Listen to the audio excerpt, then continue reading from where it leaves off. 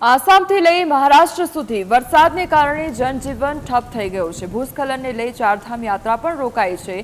ત્યારે નજર કરીએ કુદરતના કહેર પર તેમજ આગામી દિવસોને લઈને શું છે હવામાન વિભાગની આગાહી, જોઈએ આ રિપોર્ટમાં।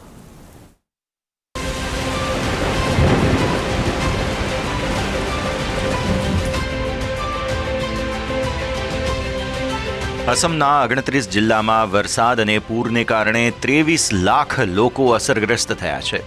અત્યાર સુધીમાં 58 લોકોના મોતની ખબર સામે આવી।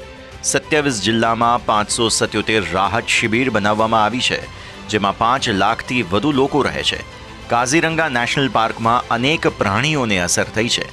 6 ગેંડા સહિત 114 પ્રાણીઓના મૃત્યુ થયા છે।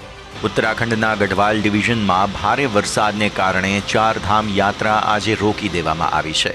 બદ્રીનાથ વિષ્ણુપ્રયાગ નેશનલ હાઈવે પાસે ભૂસ્ખલનને કારણે રસ્તો બંધ થઈ ગયો છે। બંને તરફ વાહનોની લાંબી કતારો લાગી છે। ચમોલીમાં ભારે વરસાદ બાદ અલકનંદા નદી ભયજનક નિશાનથી ઉપર વહી રહી છે, તો નૈનીતાલમાં ચાર્ટર લોજ મુલ્લીતાલ પાસે ભૂસ્ખલન થયું હતું।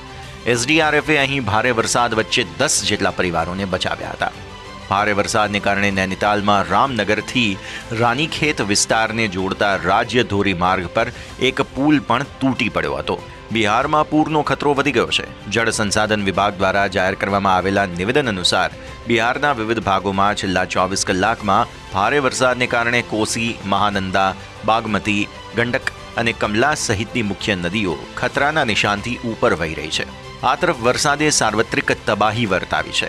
આઈએમડીએ 5 રાજ્યોમાં ભારે વરસાદને લઈને એલર્ટ આપ્યું છે।